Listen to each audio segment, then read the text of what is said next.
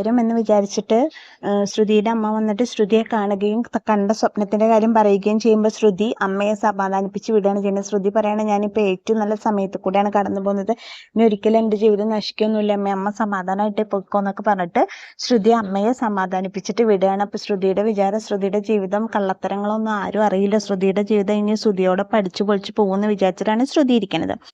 അങ്ങനെ ഒരു കണ്ണേറമ്മ എന്ന് പറഞ്ഞിട്ട് ചന്ദ്രമതിയുടെ ഒരു ഫോട്ടോ ഫേമസ് ആവുകയും അത് അവരുടെ കടയിൽ ഒരാൾ വിൽക്കാൻ കൊണ്ടുവരികയൊക്കെ ചെയ്തല്ലോ. അപ്പോൾ അത് ചന്ദ്രമതിയുടെ ഫോട്ടോ എന്ന് മനസ്സിലായ ശ്രുതി ആ ഫോട്ടോ എല്ലാം മേടിച്ചു. എന്നിട്ട് വീട്ടിൽ കൊണ്ടുപോയി അതിൻ്റെ പേരിൽ കുറച്ച് രേവതിക്ക് പഴി കേൾക്കേണ്ടി വന്നു. രേവതി കാരണം കൊണ്ടാണ് മൈദപ്പൊടി തലയിൽ കൂടെ പോയതും ആ രീതിയിൽ ഫോട്ടോ എടുത്തത് വർഷയാണെന്നും വർഷ ഫോട്ടോ എടുത്ത സ്റ്റാറ്റസ് ഒക്കെ ഇട്ട കാരണം സോഷ്യൽ മീഡിയയിൽ ഇട്ട കാരണം കൊണ്ടാണ് ആ ഫോട്ടോ ഇങ്ങനെയൊക്കെ ആയതെന്നൊക്കെയുള്ള കുറച്ച് പഴി രേവതിക്ക് കേൾക്കേണ്ടി വന്നു. പക്ഷെ ആ കണ്ണേറമ്മയുടെ ഒരു ഫോട്ടോ ശ്രുതിയുടെ കടയിൽ അയാൾ വിൽക്കാൻ വേണ്ടി കൊടുത്തത് ശ്രുതി അവിടെ വെച്ചിട്ടുണ്ടായിരുന്നു. അപ്പോൾ ആ സമയത്താണ് അത് വെച്ചിട്ട് ശ്രുതി കടയിലിരിക്കുന്ന സമയത്താണ് അഭിലാഷ് സാറ് വിളിക്കുന്നതും സബ് ഡീലേഴ്സ് നന്നായി വർക്ക് ചെയ്യുന്നുണ്ട്, അതിൻ്റെ ഒരു പ്രോഫിറ്റ് ആയിട്ട് 10 ലക്ഷം രൂപ ശ്രുതിയുടെ അക്കൗണ്ടിലേക്ക് ഇടുന്നുണ്ട് എന്ന് പറയണതും. അപ്പോൾ ശ്രുതി പറയണ കണ്ണേറമ്മയുടെ അനുഗ്രഹം കൊണ്ടാണ് എന്നൊക്കെ പറയണം. അപ്പോൾ ശ്രുതി പറയും, ശ്രുതി ഇതിപ്പോൾ ആൻറ്റി വരുമ്പോൾ കാണണ്ട, ആൻറ്റി വന്ന് കണ്ട എന്താ ഉണ്ടാവുക എന്നറിയാലോ പറയുമ്പോൾ സ്റ്റാഫിനെ വിളിച്ചിട്ട് ആ ഫോട്ടോ അവിടെ നിന്ന് മാറ്റം പറയണം. സ്റ്റാഫിനെ വിളിച്ചിട്ട് ആ ഫോട്ടോ അവിടെ നിന്ന് മാറ്റം പറയുന്ന സമയത്ത് വീണ്ടും ആനന്ദ് കയറി വരികയാണ്. ആനന്ദ് കയറി വന്നിട്ട് പറയാണ്, ശ്രുതി ഒരു കാര്യം പറയാനുണ്ട്. അപ്പോൾ എന്താ ബ്രോ ചോദിക്കുമ്പോൾ പറയാനുണ്ട്, ഒരു വീട് കൊടുക്കാനുണ്ട്, ഒരു അടിപൊളി വീടാണ്, 5 കോടി രൂപയാണ് വീടിന് പറയണത്. പക്ഷെ ഇപ്പോഴാണെങ്കിൽ അതൊരു 3 കോടി രൂപയ്ക്ക് കിട്ടുമെന്ന് പറയണേ. 3 കോടി, അപ്പോൾ 2 കോടി രൂപ നഷ്ടത്തിലാണ് ഒരു വീട് വിൽക്കാൻ പോണേന്ന് ചോദിക്കുകയാണ്. അപ്പൊ ആനന്ദ് പറയാണ്, അവർക്ക് എത്രയും പെട്ടെന്ന് ഇവിടുന്ന് ദുബായിലേക്ക് സെറ്റിൽ ഡൗൺ, അതിന് വേണ്ടിയിട്ടാണ് അവർ വീട് വിൽക്കുന്നത്.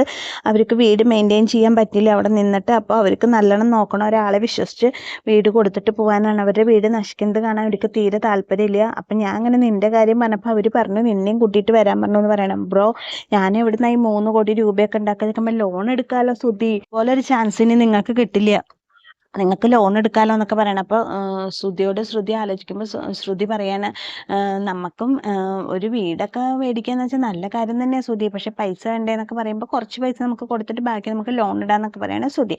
ഞാൻ ആ വീടിൻ്റെ ഫോട്ടോ കാണിച്ചു തരാൻ പറഞ്ഞിട്ട് ആനന്ദ് വീടിൻ്റെ ഫോട്ടോ കാണിച്ചു കൊടുക്കുമ്പോൾ ആ വീടിൻ്റെ ഫോട്ടോ കാണുമ്പോൾ ആകെ അമ്പരന്ന് കണ്ണു തരാണ്. കാരണം അതൊരു വീടല്ല, ബംഗ്ലാവായിട്ടാണ് അവർക്ക് തോന്നുന്നത്. അപ്പോൾ എന്തായാലും നമുക്ക് ആ വീട് കാണാൻ പോവാം. വീട് കാണാൻ പോയി വന്നിട്ട് നമുക്ക് വീട് കാണാൻ പോവാം, നമുക്ക് ആദ്യം വീട്ടിൽ പോയിട്ട് വിവരം പറഞ്ഞിട്ട് നാളെ വീട് കാണാൻ പോവാന്നൊക്കെ പറയണം ആനന്ദിനോട്. അങ്ങനെ രാത്രിയായി. രേവതി കറിക്ക് വേണ്ടി നാളികേരം ചിരകി തേങ്ങ ചിരവണത് മുഴുവൻ സച്ചി എടുത്ത് തിന്നോണ്ടിരിക്കുമ്പോൾ രേവതി സച്ചിട്ട് അവിടെ നിൽക്ക് പറഞ്ഞിട്ട് പിന്നാലെ വരുമ്പോൾ ഇവർ ഹാളിലേക്ക് ഓടി വരുമ്പോൾ ചന്ദ്രമതി പറയണം, എന്താ അത് ചെറിയ പിള്ളേരെ പോലെ പറഞ്ഞിട്ട് അവർ ചീത്ത പറയും. അപ്പോഴാണ് ശ്രുതിയും കൂടിയിട്ട് കടന്നു വരുന്നത്. ശ്രുതിയും കൂടി കടന്നു വരുമ്പോൾ അമ്മേ അച്ഛാ ഒരു സന്തോഷ വാർത്ത ഉണ്ട് എന്നൊക്കെ പറയണം. അപ്പോൾ എന്താന്ന് ചോദിക്കുമ്പോൾ അതൊക്കെ ഉണ്ട് എന്ന് പറഞ്ഞിട്ട് അവർ വന്നിട്ട് അവിടെ ഇരിക്കണം. എന്നിട്ട് ഗിഫ്റ്റുകളുണ്ട്, ഗിഫ്റ്റ് പാക്കറ്റുകളൊക്കെ ഉണ്ട്, ഇത് അമ്മയ്ക്ക് വേണ്ടി മേടിച്ചതാ പറഞ്ഞിട്ട് കൊടുക്കണം. അപ്പോൾ വർഷി, ശ്രീകാന്ത്, സച്ചി, രേവതി എല്ലാവരും ഉണ്ട് അവിടെ. അപ്പോൾ അമ്മയ്ക്ക് വേണ്ടി മേടിച്ചാൽ പറഞ്ഞിട്ട് കൊടുക്കുമ്പോൾ ചന്ദ്രമതി അത് നോക്കുമ്പോൾ ജുവല്ലറി ചോദിക്കുമ്പോൾ അതേ പറഞ്ഞിട്ട് തുറന്നിട്ടൊരു വള എടുത്ത് കൊടുക്കുകയാണ് ശ്രുതി. വളയോ, എനിക്കോ എൻ്റെ മോനെ അമ്മയ്ക്ക് സന്തോഷമായിടാ പറഞ്ഞിട്ട് ചന്ദ്രമതി സന്തോഷം കൊണ്ട് തുള്ളിച്ചേരാണ്. നല്ല ഭംഗിയുണ്ടടാ, നല്ല ഭംഗിയുണ്ട്, നല്ല വളമോ, എന്നാലും എനിക്ക് കല്യാണം കഴിഞ്ഞ ശേഷം എൻ്റെ ആഗ്രഹങ്ങൾക്ക് അനുസരിച്ചിട്ട് എനിക്കൊന്നും കിട്ടിയില്ല, നിനക്കെങ്കിലും ഈ വള അമ്മയ്ക്ക് വാങ്ങിത്തരാൻ തോന്നിയില്ല, നന്നായി മോനെ എന്നൊക്കെ പറയാണ്. അങ്ങനെ ആ വള ശ്രുതി പറയണ, ആൻറ്റി ഞാൻ ഇട്ടുതരാൻ പറയുമ്പോൾ ശ്രുതി പറയണം വേണ്ട ശ്രുതി അമ്മ തന്നെ ഇട്ടോളൂ എന്ന് പറയണം. അങ്ങനെ ചന്ദ്രമതി ആ വള ഇടുകയാണ്. എന്ത് ഭംഗിയാ കാണാൻ, നല്ല രസമുണ്ടല്ലോ പറയുമ്പോൾ ശ്രുതി പറയണ, അമ്മ ഇന്ന് കടയിൽ അഭിലാഷ് സാറിൻ്റെ കൂടെ വർക്ക് ചെയ്തതിൻ്റെ സബ് ഡീലേഴ്സ് നന്നായി വർക്ക് ചെയ്തിട്ട് ഒരു 10 ലക്ഷം രൂപ ഞങ്ങൾക്ക് പ്രോഫിറ്റ് കിട്ടി പറയാം. 10 ലക്ഷം രൂപ എനിക്കറിയായിരുന്നു, നിങ്ങൾ നല്ല ഉയരങ്ങളിൽ എത്തുമെന്ന് എനിക്കറിയായിരുന്നു എന്നൊക്കെ ഇങ്ങനെ പറയണം. എന്തായാലും എൻ്റെ ഒരു മകനെങ്കിലും എൻ്റെ ആഗ്രഹമൊക്കെ സാധിപ്പിച്ചു തരുന്നുണ്ടല്ലോ, ഒരു മരുമകൾ എൻ്റെ ആഗ്രഹങ്ങൾ സാധിപ്പിച്ചു തരുന്നല്ലോ എന്ന് പറയാണ്. കല്യാണം കഴിഞ്ഞിട്ട് ഇതുവരെയ്ക്ക് എനിക്കൊരു സാധനം ഇതുവരെ കിട്ടിയിട്ടില്ല പറയുമ്പോൾ രവീന്ദ്രൻ പറയണം, കുത്ത് ചന്ദ്രേ കുത്ത് എന്നൊക്കെ പറയാണ്. അപ്പോൾ വർഷമൊക്കെ എന്താ ഇപ്പം ഞങ്ങളാരും ആൻറ്റിയുടെ ആഗ്രഹങ്ങൾ അനുസരിച്ചിട്ട് നിൽക്കണില്ല എന്നാണോ പറയുന്നത്? അല്ല മോളെ ഞാൻ പറഞ്ഞു എന്നേ ഉള്ളൂ എന്നൊക്കെ പറഞ്ഞിട്ട് ന്യായീകരിക്കുകയാണ് ചന്ദ്രമതി. അങ്ങനെ ഇരിക്കുന്ന സമയത്ത് എടാ നീ അച്ഛനൊന്നും മേടിച്ചില്ലേ ചോദിക്കുക. അപ്പോൾ സച്ചി അച്ഛനും ഞാൻ മേടിച്ചിട്ടുണ്ടല്ലോ പറയുമ്പോൾ അച്ഛൻ ചോദിക്കുക എന്താടാ തോർത്താണോ മേടിച്ചിരിക്കണൊക്കെ? അല്ല അച്ഛാ ഞാൻ തോർത്താണോ മേടിച്ചിട്ട് വരിക പറഞ്ഞിട്ട് ഡ്രസ്സ് എടുത്ത് കൊടുക്കാണ്. അമ്മയ്ക്ക് വില കൂടിയ സ്വർണ്ണാഭരണം, നീ അച്ഛന് ഡ്രസ്സ് ഇടാ, അച്ഛനൊരു ബ്രേസ്ലെറ്റ് എങ്കിലും മേടിക്കാറുന്നില്ലേടാ നിനക്കെന്ന് ചോദിക്കുകയാണ് സച്ചി. അപ്പോൾ രവീന്ദ്രൻ പറയേ അതൊന്നും വേണ്ട എന്തായാലും നീ നന്നായി കണ്ടല്ലോ, അത് മതി എന്നൊക്കെ പറയണം. അങ്ങനെ അത് പറഞ്ഞിട്ട് എന്താ പറയുക, വേറൊരു സർപ്രൈസും കൂടി ഉണ്ട് പറയണം. അപ്പം എന്താന്ന് ചോദിക്കുമ്പോൾ പറയണം, അതെ ഞങ്ങളൊരു വീട് മേടിക്കാൻ തീരുമാനിച്ചിട്ടുണ്ട്. വീടോ നിങ്ങൾ നന്നാവും മക്കളെ, എനിക്കറിയാം. വീടെന്ന് പറയാൻ പറ്റില്ല അമ്മേ, അതൊരു ബംഗ്ലാവാണ്. അത് അവർ കൊടുക്കുകയാണ് പെട്ടെന്ന്. ആനന്ദ് വന്നിട്ട് പറഞ്ഞതാണ്. അപ്പോൾ അവർ കൊടുക്കാന്ന് പറഞ്ഞപ്പോൾ നോക്കാൻ തീരുമാനിച്ചങ്ങനെ വലിയ വീടാമ്മേ, ഫോട്ടോയിലൊക്കെ കണ്ടപ്പോൾ നാളെ നോക്കിയിട്ട് ഇഷ്ടമായ ഞങ്ങൾ ആ വീട് എടുക്കും അമ്മേ എന്ന് പറയണ ശ്രുതി. മക്കൾ പോയി നോക്കിയിട്ട് അയ്യോ എനിക്ക് സന്തോഷം കൊണ്ട് നിൽക്കാൻ വയ്യ, അയ്യോ നിങ്ങൾക്ക് നല്ല സമയം തന്നെ മക്കളെ, നല്ല സമയമാണെന്ന് പറയണ ചന്ദ്രമതി. അങ്ങനെ വീട് നോക്കാം എന്നുള്ള പ്ലാൻ ഇട്ടിട്ട് ശ്രുതി പറയണേ കുറേ കാര്യങ്ങൾ ചെയ്തു തീർക്കണ്ട, ഞാൻ ഒറ്റയ്ക്കല്ലേ ഉള്ളൂ, വാ ശ്രുതി പോവാന്നൊക്കെ പറഞ്ഞിട്ട് അങ്ങനെ ചന്ദ്രമതിനെ ശ്രുതിനെയും കൂട്ടിയിട്ട് പോവാണ്. പോണ സമയത്ത് ചന്ദ്രമതി പറയണ മക്കളെ ഞാനും വരികയെന്ന് പറഞ്ഞിട്ട് ഇവരുടെ പിന്നാലെ പോവാണ് കേട്ടോ. അത് കഴിഞ്ഞിട്ട് രേവതി ഇങ്ങനെ കട്ടിലിൽ ഇങ്ങനെ കിടക്കുകയാണ്. അപ്പോൾ സച്ചി വരുമ്പോൾ പെട്ടെന്ന് സച്ചി വന്ന് രേവതിയുടെ കാലുമ്പോൾ തൊടുമ്പോൾ രേവതി പേടിക്കണം. ഓ എന്താ രേവതി പേടിച്ച, ഞാനല്ലേ എന്ന് പറയണ. ഒന്നുമില്ല, എന്താ കിടക്കണം, എന്താ ഒരു വിഷമം ചക്കേ, ഒന്നുമില്ല സച്ചിയുടെ വെറുതെ കിടന്നാന്ന് പറയണം. അല്ല എന്തോ ഉണ്ടല്ലോ എന്ന് മറ്റേ സച്ചി രേവതിയുടെ എത്തിക്കുമ്പോൾ രേവതി പറയണല്ല, ഞാനിങ്ങനെ ആലോചിക്കായിരുന്നു അവർ വീടൊക്കെ നോക്കി, എനിക്കറിയാം നീ എന്താ ആലോചിക്കണമെന്ന്. ശ്രുതിക്ക് 10 ലക്ഷം രൂപയൊക്കെ ഒറ്റയടിക്ക് പ്രോഫിറ്റ് കിട്ടി, അവർ വീട് മേടിക്കാൻ പോണു, നമുക്കൊരു റൂം പോലും വെക്കാൻ പറ്റിയില്ലല്ലോ എന്നല്ലേ നീ സങ്കടപ്പെട്ടിരിക്കണൊക്കെ. അതൊന്നല്ല സച്ചേട്ടൻ, ഞാൻ അതിനെപ്പറ്റി ചിന്തിച്ചിട്ടൊന്നുമില്ല പറയണ രേവതി. ഞാൻ ചിന്തിച്ചത് വേറെ ഒന്നല്ല, അവരിപ്പോൾ വീട് മേടിച്ചിട്ട് പോവുകയാണെങ്കിൽ അവരിവിടുന്ന് പോവില്ലേ, അവരിവിടുന്ന് പോയി കഴിഞ്ഞാൽ എന്തായാലും അമ്മയ്ക്ക് നിങ്ങളുടെ ഏട്ടനെ പിരിഞ്ഞിരിക്കാൻ പറ്റില്ല, അമ്മ കൂടെ പോവും. പിന്നെ ഇപ്പോൾ ശ്രീകാന്തിനെയും വർഷേനെയും എത്രയും പെട്ടെന്ന് ഇവിടുന്ന് കൊണ്ടുപോകണം എന്ന് വിചാരിച്ചിട്ട് മഹിമാൻ്റെ ഓരോ പ്രശ്നങ്ങൾ ഉണ്ടാക്കിക്കൊണ്ടിരിക്കണം. എന്തായാലും അവർ ശ്രീകാന്തിനെയും വർഷേനെയും ഇവിടുന്ന് അങ്ങോട്ട് കൊണ്ടുപോകുന്നുള്ള കാര്യം ഉറപ്പാണ്. അപ്പം എല്ലാവരും പോയി കഴിഞ്ഞാൽ നമ്മളെല്ലാവരും കൂടി ഒരുമിച്ച് ജീവിച്ചിട്ട് അവരൊക്കെ പോയി കഴിഞ്ഞാൽ എന്ത് ചെയ്യും സച്ചേട്ടാ, എനിക്ക് അതൊക്കെ ആലോചിക്കുമ്പോൾ ഭയങ്കര വിഷമം എന്ന് പറയുമ്പോൾ സച്ചി പറയും ശരിയാ, അച്ഛനത് താങ്ങാൻ പറ്റിയെന്ന് വരില്ല, അച്ഛൻ്റെ മരണം വരെ നമ്മളെല്ലാവരും അച്ഛൻ്റെ കൂടെ ഉണ്ടാവണം എന്ന് തന്നെ അച്ഛൻ്റെ ആഗ്രഹം. ഞാൻ എന്തായാലും സുധിയോട് പോയി പറയാം വീട് മേടിക്കണ്ടെന്ന് പറയും. വേണ്ട സച്ചേട്ട ഇപ്പോൾ പോയിട്ട് പറഞ്ഞത് മുടക്കി കഴിഞ്ഞാൽ സച്ചേട്ടന് വീട് മേടിക്കാൻ പറ്റാത്തതിലുള്ള കുശുമ്പ് കൊണ്ടാന്ന് അവർ വിചാരിക്കുള്ളൂ. സച്ചേട്ടൻ്റെ നന്മ അവർ കാണില്ല, അതൊന്നും വേണ്ട, അവർ വീട് മേടിക്കാതിരിക്കുക എന്താ ചെയ്തോട്ടെ പറയണം. അപ്പോൾ സച്ചി പറയണം, അല്ല ഇതിലൊരു കാര്യം, നമുക്ക് ഒരു കാര്യമുണ്ട് രേവതി, ഞാൻ ഒരു ഓട്ടം കിട്ടിയത് എനിക്കൊരു ജോത്സ്യനായി, അയാൾ പറഞ്ഞു നിങ്ങൾക്ക് നല്ല ജീവിതം വരാൻ പോവുകയാണ് എന്നൊക്കെ പറയാം. ഇപ്പം വരും എന്നൊക്കെ പറയുമ്പോൾ പറയാണ് സത്യ ഒരു രേവതി, ചിലപ്പോൾ വീട് മേടിച്ചിട്ട് ശ്രുതി അങ്ങോട്ട് മാറിക്കഴിഞ്ഞിട്ടുണ്ടെന്നുണ്ടെങ്കിൽ അവരുടെ റൂം നമുക്ക് കിട്ടില്ല രേവതി, അപ്പം നമുക്ക് റൂം പണിയണ്ടല്ലോ എന്നൊക്കെ പറയണ. അത് ശരി, അപ്പം നമുക്ക് അത്രയും പൈസ ലാഭമല്ലേ, അങ്ങനെയൊക്കെ ആവും ചിലപ്പോൾ ആ ജോത്സ്യന് ഉദ്ദേശിച്ചിട്ടുണ്ടാവുക എന്നൊക്കെ പറയണ സച്ചി. ശരിയായിരിക്കും, അപ്പോൾ നമ്മളായിട്ട് ഇറക്കി വിടണതല്ലല്ലോ, അവരായിട്ട് പോണതല്ലേ സച്ചിട്ട പറയുമ്പോൾ അതന്നെ എന്നൊക്കെ പറയണം. അപ്പോൾ സച്ചി പറയണം എന്നൊരു കാര്യം ചെയ്തതിൻ്റെ സന്തോഷത്തിൽ നീ എനിക്കൊരു ചക്കര ഇതാ പറയുമ്പോൾ ചക്കര, ശരി ഞാൻ പോയി അടുക്കളയിൽ നിന്ന് പോയി എടുത്തിട്ട് വരാട്ടോ പറഞ്ഞിട്ട് രേവതി എന്നിട്ട് അടുക്കളയിൽ പോകാൻ തുടങ്ങുമ്പോൾ സച്ചി പറയണം ആ ചക്കരയല്ല പറഞ്ഞിട്ട് കവളത്ത് ഇങ്ങനെ തൊട്ട് കാണിക്കുമ്പോൾ ഇവിടെ ചക്കര തരാനാ പറയുമ്പോൾ അയ്യേ ഈ സച്ചേട്ടൻ്റെ ഒരു കാര്യം, നാണം മാനം ഉണ്ട്, അപ്പുറത്തൊക്കെ ആൾക്കാരുണ്ടെന്ന് അറിയില്ല, പിന്നെ അവർ നമ്മൾ ചക്കര തരണേ നോക്കിയിരിക്കല്ലേ, ഒന്ന് താ പെണ്ണെ കളിക്കാതെ എന്നൊക്കെ പറയാണ് സച്ചി. രേവതി അപ്പുറത്തേക്കൊക്കെ നോക്കി ആരും ഇല്ലെന്ന് നോക്കിയിട്ട് സച്ചിയുടെ കവളത്ത് ഒരൊറ്റ ഉമ്മ കൊടുത്തിട്ട് അവിടുന്ന് ചിരിച്ചിട്ട് ഓടിപ്പോവാണ്. അപ്പോൾ സച്ചി ആ ഉമ്മ കിട്ടിയ സന്തോഷത്തിൽ കവളിങ്ങനെ തലോടി നിൽക്കാനാട്ടോ. പിറ്റേ ദിവസം ശ്രുതിയും കൂടിയിട്ട് വീട് കാണാൻ പോയി. വീട് എന്ന് പറഞ്ഞാൽ മതി, അവർ കാറിലിറങ്ങുമ്പോൾ ആനന്ദുണ്ട് കൂടെ. കാറിൽ ഇറങ്ങുമ്പോൾ വീട് കാണുമ്പോൾ അവർ പറഞ്ഞത് വീടല്ല ശ്രുതി, ഇത് ബംഗ്ലാവാണെന്ന് പറയണ ശ്രുതി. ശരിയാ, എനിക്കിത് സ്വപ്നമാണോ സത്യമാണോ എന്ന് അറിയാൻ പറ്റുന്നില്ലേ ശ്രുതി എന്നൊക്കെ പറയണ ശ്രുതി. അപ്പോൾ ആനന്ദ് പറയണ നോക്ക് എങ്ങനെയുണ്ട് പറയുമ്പോൾ ബ്രോ നിങ്ങളെ സമ്മതിച്ചു ബ്രോ എന്നൊക്കെ പറയാണ്. ബ്രോ നന്ദിയുണ്ട് ബ്രോ എന്നൊക്കെ പറഞ്ഞെങ്കിൽ നന്ദി മാത്രം പോരാ എന്നൊക്കെ പറയാം, ഒക്കെ ചെലവ് ചെയ്യാം ബ്രോ എന്നൊക്കെ പറയാണ്. എന്നിട്ട് അവരങ്ങനെ പോയിട്ട് വീട് കാണാൻ വേണ്ടി കോളിംഗ് ബെല്ല് അടിക്കുകയാണ്. അപ്പോൾ ഒരാളും വൈഫും കൂടിയിട്ട് വന്ന് വാതിൽ ഓർക്കാണ്.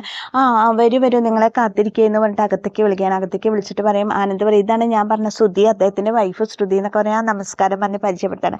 എങ്ങനെയുണ്ട് വീട് ഇഷ്ടമായി വെക്കുമ്പോൾ എന്ത് ചോദ്യം സാർ, ഇങ്ങനത്തെ ഒരു വീട് കണ്ടിട്ടുണ്ടെങ്കിൽ ഇഷ്ടമൊന്നും വീട് എന്ന് പറയാൻ പറ്റില്ല, അത് ബംഗ്ലാവാണല്ലോ എന്നൊക്കെ പറയണ ശ്രുതി.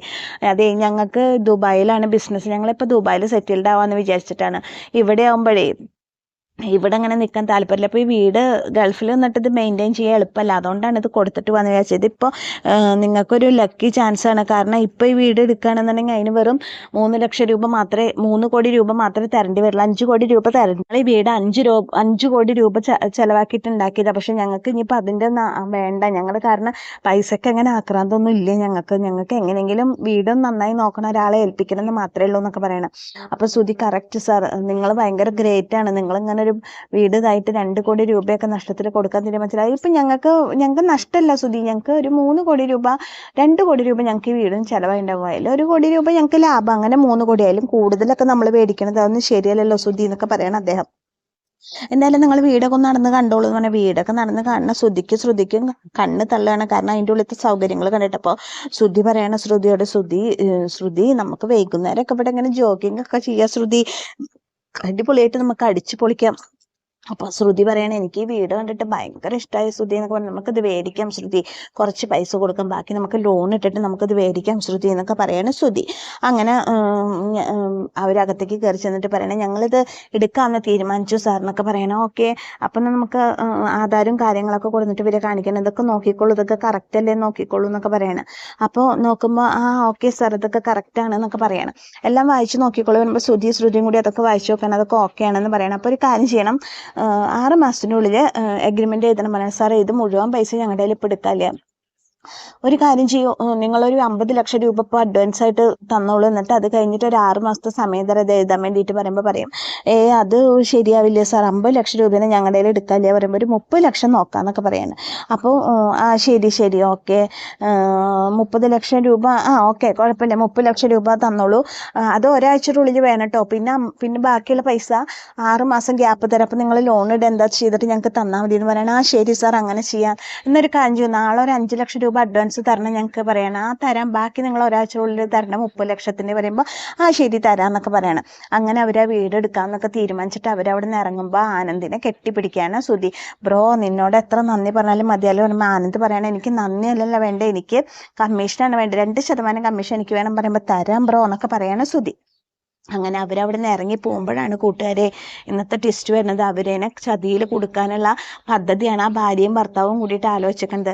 അവർ പോയ ഉടനെ ഭർത്താവ് വന്നിട്ട് പറയണം അങ്ങനെ നമ്മുടെ കെണിയിൽ ഒരാൾ വീണൂല്ലേ ചൊക്കെയാണ്. അതേ ഒരു കാര്യം ചെയ്യാം, നമുക്കേ ഇപ്പോൾ കിട്ടണ 5 ലക്ഷം രൂപയില്ല, നാളെ കിട്ടുന്ന 5 ലക്ഷം രൂപയും കൊണ്ട് നമുക്ക് മുങ്ങാം, 1.5 ലക്ഷം രൂപ നമുക്ക് അവിടെ കൊടുക്കാല്ലേ, അത് കൊടുത്തു കഴിഞ്ഞ് നമുക്ക് പിന്നെ വേറെ സ്ഥലത്തേക്ക് പോകാം, വേറെ സ്ഥലത്ത് പോയിട്ട് അവിടെ നമുക്ക് അടുത്ത ഇരയെ നോക്കാമെന്ന് പറയണം. അപ്പോൾ ശ്രുതിയും വലിയൊരു കെണിയിലാണ് ചാടാൻ പോണത് കേട്ടോ, വലിയൊരു കുരുക്കിൽ ചാടാൻ പോണത്. അത് ഇവർക്ക് അറിയണില്ല, ഇവരിപ്പോ ആ ബംഗ്ലാവ് സ്വപ്നം കണ്ടിട്ടാണ് ഇരിക്കുന്നത് കേട്ടോ. അവരൊരു വലിയ കുണ്ട് ചാടാൻ പോവാണെന്നുള്ളതിന്റെ തെളിവുകളാണ് നമുക്ക് കിട്ടിക്കൊണ്ടിരിക്കുന്നത്. അത് കഴിഞ്ഞിട്ട് പിന്നെ കാണിക്കുന്നത് രേവതി ഓഡിറ്റോറിയത്തേക്ക് പൈസ മേടിക്കാൻ പറഞ്ഞു. രേവതിക്ക് കല്യാണത്തിന്റെ ഒരു പരിപാടി കിട്ടിയിട്ടുണ്ടായിരുന്നില്ല, അതിന്റെ പൈസ മേടിക്കാൻ വേണ്ടി രേവതി ഓഡിറ്റോറിയത്തിലേക്ക് പോവാണ്. അവിടെ പോകുമ്പോൾ അദ്ദേഹം പറയാണ്, മാനേജർ പറയണ വളരെയധികം ഇഷ്ടമായി രേവതിയുടെ വർക്ക് എല്ലാവർക്കും ഇഷ്ടമായി, കുറേ പേര് രേവതിയുടെ നമ്പർ മേടിച്ചിട്ടുണ്ട് കേട്ടോ, ആ നമ്പർ കൊടുത്തിട്ടുണ്ട്, കുറേ പേര് രേവതിനെ കോണ്ടാക്ട് ചെയ്യും, ഇനി എന്തായാലും ഈ ഓഡിറ്റോറിയത്തിലത്തെ ഫുള്ള് വർക്ക് രേവതിക്ക് തന്നെ തരാന്നാ തീരുമാനിച്ചേക്കണത് എന്നൊക്കെ പറയണം. അപ്പോൾ രേവതി പറഞ്ഞ സന്തോഷമായി സാർ എന്ന് പറയണത്. രേവതിയുടെ ബാക്കി പൈസ എടുത്ത് കൊടുക്കണം പറയും. ഈ ഓഡിറ്റോറിയത്തിന്റെ വർക്ക് മുഴുവൻ ഹേമ പറഞ്ഞിട്ടൊരു സ്ത്രീയാണ് ചെയ്തുകൊണ്ടിരുന്നതെന്ന്, ഇനിയിപ്പോൾ അവർ വെറുതെ ഇരിക്കും തോന്നുന്നില്ല, അവരൊരു ഭയങ്കരമായിട്ടുള്ള സ്ത്രീയാണെന്നൊക്കെ പറയുമ്പോൾ രേവതി പറയും അയ്യോ സാർ അത് വേണമെന്നുണ്ടെങ്കിൽ അവർക്ക് കൊടുക്കണമെങ്കിൽ കൊടുത്തോളൂ സാർ, അതുകൊണ്ട് കുഴപ്പമൊന്നുമില്ല കേട്ടോ എന്നൊക്കെ പറയണം. അല്ല എന്നോട് ഇങ്ങനെ പറയാനാണ് പറഞ്ഞത്, ഇനിയുള്ള വർക്ക് മുഴുവൻ രേവതിക്ക് തരാനാണ് ഓണർ പറഞ്ഞേക്കുന്നത്, പിന്നെ ഇപ്പം എനിക്ക് അതല്ലേ ചെയ്യാൻ പറ്റുള്ളൂ, നമുക്ക് നോക്കാം രേവതി എന്നൊക്കെ പറഞ്ഞിട്ട് അങ്ങനെ രേവതി യാത്ര പറഞ്ഞിട്ട് ഇറങ്ങി പോകുമ്പോൾ ഹേമ പറഞ്ഞിട്ടുള്ള രേവതിയുടെ ശത്രുവായിട്ടുള്ള സ്ത്രീ, അതായത് രേവതിയുടെ എതിർ ടീം ഡെക്കറേഷൻ ചെയ്യണ ആ സ്ത്രീ വണ്ടി കൊണ്ട് മണ്ഡപത്തിന് മുമ്പിൽ വന്ന് ഇറങ്ങണം. അതായത് ഇറങ്ങിയിട്ട് സ്റ്റെപ്പ് കയറി ഉള്ളിലേക്ക് പോണ സമയത്താണ് രേവതി സ്റ്റെപ്പ് ഇറങ്ങിയത്. പക്ഷെ അവർ തമ്മിൽ പരസ്പരം കാണില്ല. രേവതി അങ്ങനെ പോയി വണ്ടിയുടെ അവിടേക്ക് വന്നപ്പോഴേക്ക് രേവതിക്ക് ഫോൺ വന്നു. ഈ സമയത്ത് ഹേമ അകത്തേക്ക് ഹേമമാടോ വരൂ ഇരിക്കൂ എന്നൊക്കെ പറയണ മാനേജർ.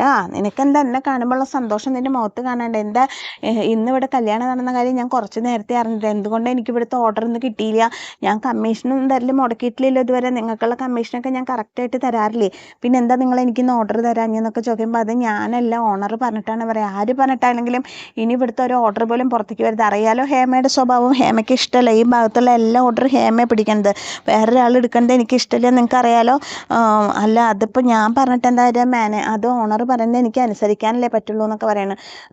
ആരാ ഈ ഓർഡർ എടുത്ത് നോക്കുമ്പോൾ രേവതി പെട്ടൊരു പെൺകുട്ടി, ഇത് എപ്പോൾ ഇവിടുന്ന് ഇറങ്ങിയിട്ടുള്ളൂ, പുറത്തേക്ക് വരും ഞാൻ കാണിച്ചു തരാൻ പറയുമ്പോൾ ഇവരിങ്ങനെ പുറത്തേക്ക് ഇറങ്ങുമ്പോൾ രേവതി ഫോണിൽ സംസാരിച്ചുകൊണ്ട് നിൽക്കുന്ന വണ്ടിയുടെ അവിടെ ഇത് ആ കുട്ടിയാണെന്ന് പറയാണ്. അപ്പോൾ ഇവളാണല്ലേ എൻ്റെ ശത്രു എന്ന് പറയാണ് ഹേമ. എന്നിട്ട് ഹേമ ഒരു നോട്ട് കെട്ട് എടുത്തിട്ട് മാനേജർക്ക് കൊടുക്കണം. അപ്പോൾ ഇതെന്തിനാ ചോദിക്കുമ്പോൾ അവളെന്തായാലും നിങ്ങൾക്ക് കമ്മീഷൻ തന്നിട്ടുണ്ടാവില്ലല്ലോ, എന്നാ വെച്ചോ ഇതിന്റെ കമ്മീഷൻ പിടിച്ചു, ഇനിയുള്ള ഓർഡറുകളൊക്കെ ഹേമയ്ക്ക് കിട്ടണം, അത് ഓണർ പറഞ്ഞാലില്ലെങ്കിൽ അതൊക്കെ എനിക്ക് കിട്ടണം, മനസ്സിലായോ എന്ന് ചോദിച്ചിട്ട് ഹേമ അവിടുന്ന് ഇങ്ങനെ പോവാണ്. അപ്പൊ ഹേമ രേവതിനെ നോട്ടിട്ടുണ്ട് കേട്ടോ. അത് കഴിഞ്ഞിട്ട് മാനേജർ പറയണോ ഇവരുടെയൊക്കെ ഇടയിൽ കിടന്നിട്ട് ഞാനാണ് കിടന്ന് ഒരുക്കുന്നത്, എന്താ ചെയ്യാ എൻ്റെ ഒരു യോഗം എന്നൊക്കെ പറഞ്ഞ് മാനേജർ അവിടെ നിന്ന് പോവാണ്. അങ്ങനെ രേവതി പൈസ കിട്ടിയ സന്തോഷത്തില് സ്വീറ്റ്സ് ഒക്കെ മേടിച്ചിട്ട് വീട്ടിലേക്ക് വരികയാണ്. അച്ഛാ മധുരം എടുക്കുക പറയുമ്പോ ഇതിപ്പോ ശീലമായില്ല മോളെ, 2 ദിവസം മുമ്പല്ലേ മോള് സ്വീറ്റ്സ് കൊടുക്കുന്നത്, ഇന്നിപ്പോ എന്താ വീണ്ടും സ്വീറ്റ്സ് എന്നൊക്കെ ചോദിച്ചുകൊണ്ടിരിക്കുമ്പോൾ രേവതി പറയണ അച്ഛാ കല്യാണ ഡെക്കറേഷന്റെ ഓർഡറിന്റെ ബാക്കി പൈസ എനിക്കിന്ന് കിട്ടി, എല്ലാവർക്കും ഇഷ്ടമായി പറഞ്ഞു, ഇനി അവിടുത്തെ ഓർഡർ മുഴുവൻ എനിക്കാ കിട്ടുക എന്നൊക്കെ പറയുമ്പോൾ ചന്ദ്രമതി ആകെ അങ്ങനെ കണ്ണ് തള്ളിയിരിക്കുകയാണ് കേട്ടോ. കാരണം ഈശ്വര ഇനി രേവതി നന്നാവോ എന്നുള്ളൊരു ചിന്ത ചന്ദ്രമതിയുടെ മനസ്സിലുണ്ടോ. ഇതിനാണ് ഇപ്പൊ ഇത്ര കടന്ന് തുള്ളിച്ചാടി സ്വീറ്റ്സ് ഒക്കെ മേടിച്ചിട്ട് വന്നേക്കണേ. അച്ഛ എടുക്കച്ചാ പറയുമ്പോൾ രവീന്ദ്രൻ എടുക്കുമ്പോൾ ചന്ദ്ര പറയണ ഷുഗർ ഉള്ള കാര്യം മറക്കണ്ട രവിയേട്ട എന്നൊക്കെ പറയാണ്. ഇതിപ്പോ ഇവളിപ്പോ ഇത്ര വലിയ ആനക്കാരിയായിട്ട് എടുത്തേക്കണേ എന്നൊക്കെ ചോദിക്കുമ്പോൾ രവീന്ദ്രൻ ചന്ദ്രയെ നീ എടുക്കുക പറയുമ്പോൾ എനിക്കൊന്നും വേണ്ടാന്ന് പറയുമ്പോൾ ചന്ദ്രയെ എടുക്കുക, എനിക്ക് വേണ്ട വേണ്ട വേണ്ട പറഞ്ഞിട്ട് ചന്ദ്ര വായ പൊളിക്കുന്ന സമയത്ത് പെട്ടെന്ന് ഒരു ലഡു കൊടുത്തിട്ട് ചന്ദ്രയുടെ വായിലൂടെ ഇത് ഇരിക്കുമ്പോഴെങ്കിലും നീയൊന്നും മിണ്ടാതിരിക്കില്ലോ ചന്ദ്രയെ പറയണേ രവീന്ദ്രൻ. കഴിക്ക് നീ പറയുമ്പോൾ അങ്ങനെ ചന്ദ്ര ലഡു കഴിക്കാൻ. അപ്പൊ ആ സമയത്താണ് സച്ചി വരുന്നത്. സച്ചി ചോദിക്കും എന്താ ചോദിക്കുമ്പോൾ അങ്ങനെ കല്യാണത്തിന്റെ ഓർഡർ എനിക്ക് കിട്ടിയില്ലേ, അത് എല്ലാവർക്കും ഇഷ്ടമായി സച്ചേട്ടാ, ഇനി അവിടുത്തെ എല്ലാ ഓർഡറും എനിക്ക് തരാന്നാ പറഞ്ഞേക്കണേ. പറഞ്ഞു ആഹാ കൊള്ളാലോ എന്നൊക്കെ അങ്ങനെ പറയണ സച്ചിയെ സന്തോഷത്തിലിരിക്കുന്ന സമയത്താണ് പെട്ടെന്ന് ശ്രുതിയോട് കയറി വന്നപാട് ചന്ദ്രമതി പരിസരം പറഞ്ഞ മക്കളെ എന്തായി, നിങ്ങൾ വീട് കണ്ടോ, വീട് ഇഷ്ടമായോ എന്നൊക്കെ ചോദിച്ചിട്ട് ഇങ്ങനെ വലിയ സന്തോഷത്തോടുകൂടി മക്കളുടെ അടുത്തേക്ക് ചെല്ലാണ്. അപ്പൊ ആ വീട് കണ്ടമ്മേ ഇഷ്ടമായി, ഞങ്ങളത് മേടിക്കാൻ തീരുമാനിച്ചമ്മേ, ഞങ്ങൾ വാക്ക് കൊടുത്ത് അവർക്ക് വീട് മേടിക്കാൻ തീരുമാനിച്ചു, അത് വീടല്ലമ്മേ ഒരു ബംഗ്ലാവാന്നൊക്കെ പറഞ്ഞിട്ട് ശ്രുതി ഇങ്ങനെ വീടിനെ പുകത്തിക്കൊണ്ടിരിക്കുകയാണ്. അപ്പൊ പൈസ എന്താ ചെയ്യാ ചോദിക്കുമ്പോ പൈസ ഉണ്ടോ എടുക്കാന്നൊക്കെ ചോദിക്കാണ് രവീന്ദ്ര. അപ്പൊ പറയാ പൈസ മുഴുവനില്ല അച്ഛാ, ബാക്കി ലോണിട്ട് എന്തെങ്കിലും ചെയ്യാം, എന്തായാലും ആ വീട് ഞങ്ങൾ എടുക്കാൻ തീരുമാനിച്ചു എന്നൊക്കെ പറയണം. ഇത് കേൾക്കുമ്പോ സച്ചി പറയും എടാ ഓട്ടക്കാരൊക്കെ ആലോചിച്ചിട്ട് തന്നെയാണ്, ഇതിന് മാത്രം പൈസ ഉണ്ടോ നിന്റെ കയ്യിൽ നിന്നൊക്കെ, നീ നിന്റെ കാര്യം അന്വേഷിച്ചാൽ മതി, എന്റെ കാര്യം അന്വേഷിക്കാൻ വരണ്ടെന്നൊക്കെ പറയണം. അപ്പൊ ചന്ദ്രമതി പറയണം അതിനെങ്ങനെയാ, അവന് നല്ല രീതിക്ക് എന്തെങ്കിലും തോന്നിയാലോ ഒക്കെ അവൻ വേറെ കണ്ണോട് കൂടിയിട്ടല്ലേ കാണുള്ളൂ, എന്തായാലും എന്റെ മക്കളെങ്കിലും നന്നാവുണ്ടല്ലോ ഒക്കെ അത് മതി എന്നൊക്കെ പറഞ്ഞിട്ട് ചന്ദ്രമതി വല്ലാതെ ശ്രുതിനെ പുകഴ്ത്താണ്. ശ്രുതിനെ പുകഴ്ത്തിയിട്ട് പറയാണ്, ശ്രുതി പറയണ കുറച്ച് ഫോർമാലിറ്റീസ് ഒക്കെ ഉണ്ട് എന്നൊക്കെ പറഞ്ഞിട്ട് ഇങ്ങനെ വീട് എടുക്കാന്നുള്ള തീരുമാനത്തിലൊക്കെ ആയിട്ട് അവരിങ്ങനെ അകത്തേക്ക് പോകുമ്പോൾ ചന്ദ്രമതി അവരുടെ പിന്നാലെ പോവാണ്. അപ്പോൾ രവീന്ദ്രനോട് സച്ചി ചോദിക്കണം അച്ഛാ ഓട്ടക്കാരൻ്റെ കയ്യിൽ പൈസ ഉണ്ടോ വീട് എടുക്കാനുള്ളതെന്നൊക്കെ ചോദിക്കുമ്പോൾ രവീന്ദ്രൻ പറയും അവൻ നന്നാവണതും അവൻ മുകളിലേക്ക് ഉയർന്നു പോകുന്നതൊക്കെ നമുക്ക് വളരെ സന്തോഷമുള്ള കാര്യമാണ്, പക്ഷെ ഇതിന്റെ പിന്നിൽ എന്തെങ്കിലും ഉടായ്പ് വരുമെന്നാണ് എനിക്ക് പേടി സച്ചി എന്നൊക്കെ പറയാം. അങ്ങനെ ശ്രുതി ആ ബംഗ്ലാവ് എടുക്കാന്നുള്ള ഇതിൽ പ്രതീക്ഷയിൽ പൈസ ഇറക്കാൻ പോകുന്ന ഒരു വലിയ കെണിയിലേക്കാണ് ശ്രുതിയും ചാടാൻ പോകുന്നത്. സച്ചി ഇങ്ങനെ പറയുന്നുണ്ട് അച്ഛനോട്, ഇങ്ങനെ ഓട്ടക്കാരൻ്റെ പൈസ ഉണ്ടാവുക അച്ഛന്നൊക്കെ പറയുമ്പോൾ രവീന്ദ്രൻ അതിന്റെ ടെൻഷൻ ഉണ്ട്. പക്ഷെ എല്ലാം കൂടിയിട്ട് അവർക്ക് നല്ല കാലമെന്ന് വിചാരിച്ചാൽ ശ്രുതി ഇരിക്കുന്നത്. ഇനിയിപ്പോൾ അതിന്റെ വരും വരായകൾ എന്താണെന്ന് നമുക്ക് കാത്തിരുന്നിട്ട് കാണാം.